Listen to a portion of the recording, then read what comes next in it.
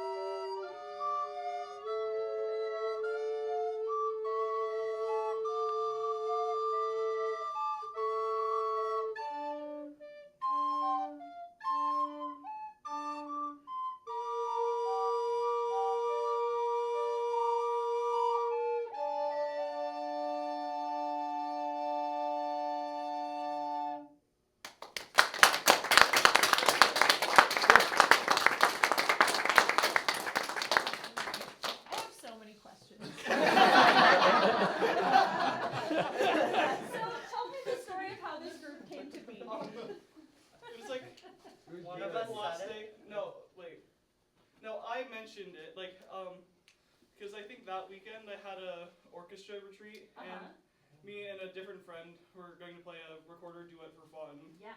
And then he was like, we should do a recorder group for solo and ensemble. And he overheard us and was like, yeah, I still have my clarinet, or I still have my recorder.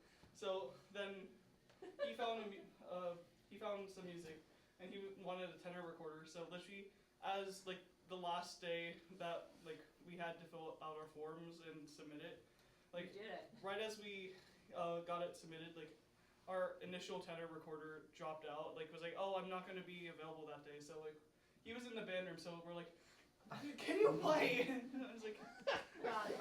Okay, well I love it. I'm glad that you're here. So let's talk some principles of sound that are true across the woodwind spectrum. What causes dynamic range?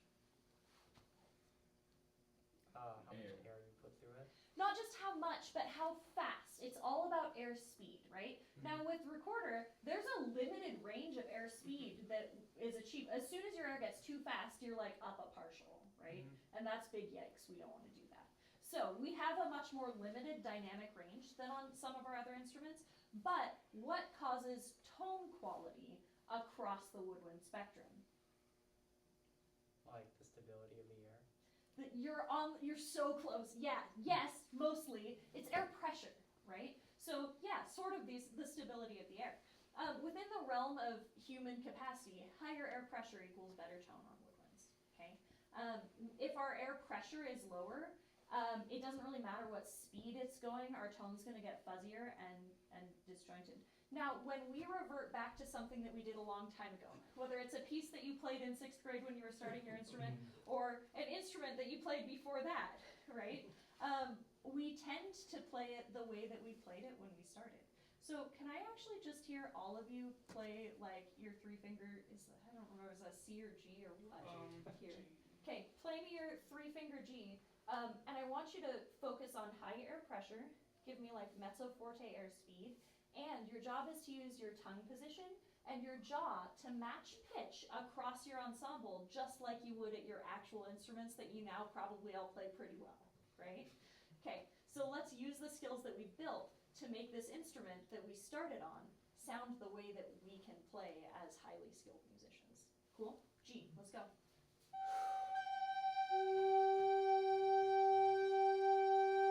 Okay, so if you can play in tune like that, let's play in tune like that. Yeah? So, let's move into the music just a little bit.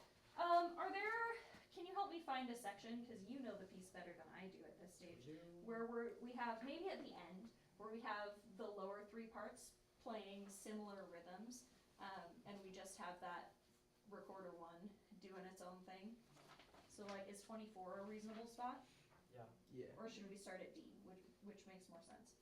24. 24, beautiful. Whenever you're ready. 1, 2, 3, 4.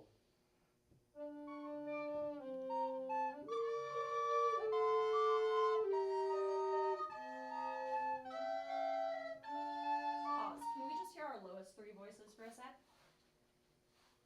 You just want to start it? Because it's on you. Yeah, go for it.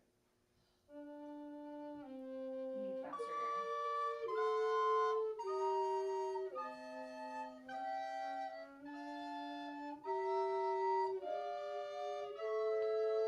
Good. Yeah, can you use a little bit faster air, because we always balance to what in any ensemble? We balance to the high. You balance to the lowest instrument, right? You balance to tuba or bass. Yeah? So we're gonna balance to you. So if you're playing really, really soft, and I know it's harder on the bigger recorder, right? But if you're playing really, really soft, their range of options gets smaller, right? So do that one more time. Faster air. They're gonna listen down and match you. Okay? Ready? And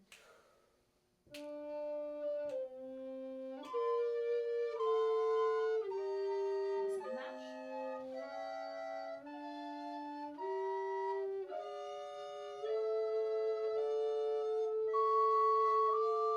Good. We started really listening and matching, and then our brain shut off, and we were like, what is this instrument again? Briefly, yeah?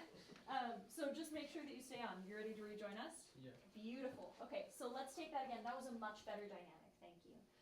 Make sure that you're playing all the way up to your bass voice, too. You don't need to back off, because he's playing out at 4. Okay, let's go again.